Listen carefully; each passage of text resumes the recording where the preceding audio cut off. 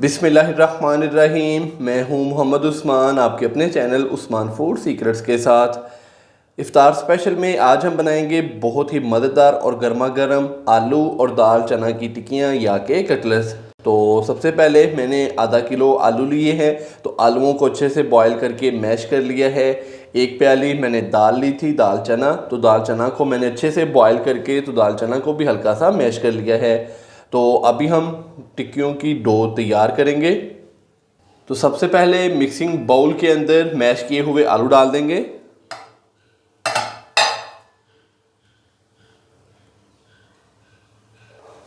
आलू डालने के बाद अभी हम इसके अंदर दाल चना डालेंगे। तो दाल चना को अच्छे से बॉईल करके तो हल्का सा मैंने मैश कर लिया था।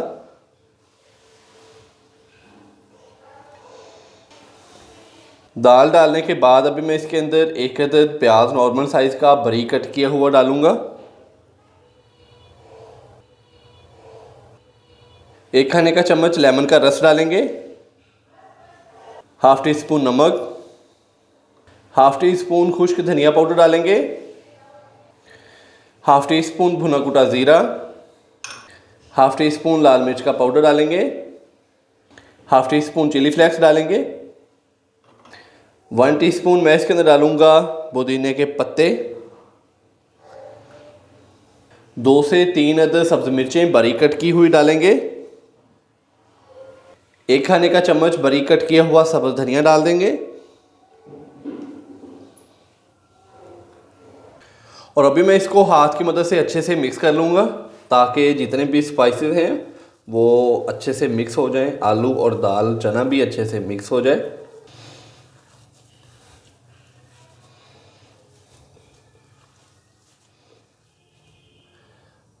तो माशाल्लाह से हमने अच्छे से इसको मिक्स कर लिया है। तो अभी हम इसकी टिक्कियाँ तैयार करेंगे। तो इसको करते हैं साइड पे और एक प्लेट लेते हैं। प्लेट यहाँ रखेंगे और एक छोटी सी प्याली के अंदर थोड़ा सा कुकिंग ऑयल लेंगे, तकरीबन 1 से 2 खाने के चम्मच। तो हाथों को थोड़ा सा ग्रीस कर लेंगे कुकिंग ऑयल के साथ ताकि टिक्कियों का जो मसाला है वो हाथों को चिपके ना। तो अभी हम इनकी टिक्कियाँ तैयार करेंगे।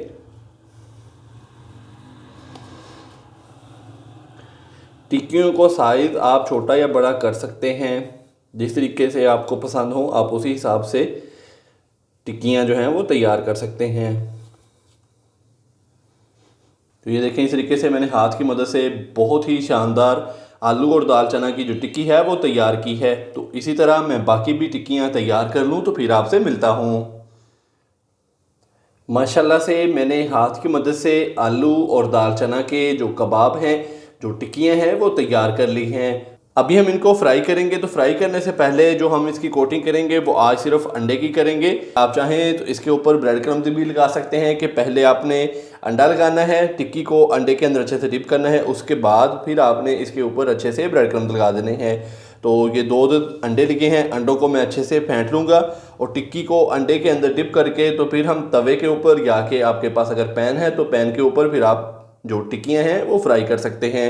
तो अभी चलते हैं चूल्हे पे और बहुत ही मज़ेदार और गर्मा गर्म आलू और दाल चना की जो टिक्कियाँ हैं वो फ्राई करते हैं। टिक्कियों को फ्राई करने के लिए अभी तवे के ऊपर 1 से 2 खाने के चम्मच कुकिंग ऑयल डालेंगे।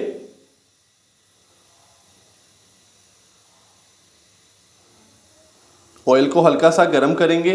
तो जैसे ही ऑयल हल्का सा गर्म होगा तो फिर मैं जो टिक्कियाँ हैं वो अंडे के अंदर डिप करके तो तवे के ऊपर फ्राई होने के लिए डाल दूंगा। ऑयल हल्का सा गर्म हो चुका है तो अभी हम टिक्कियाँ फ्राई होने के लिए डाल देंगे तवे के ऊपर।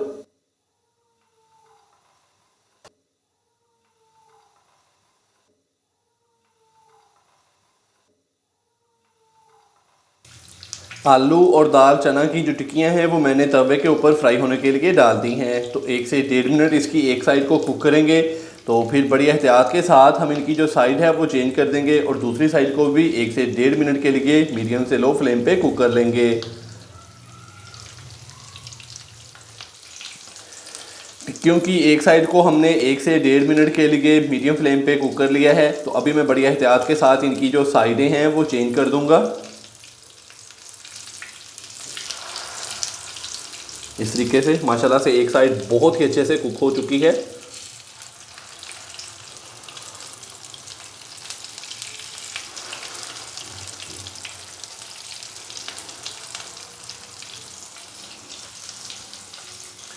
तो अभी दूसरी साइड को भी हल्का सा कुक कर लेंगे 1 से 1.5 मिनट के लिए।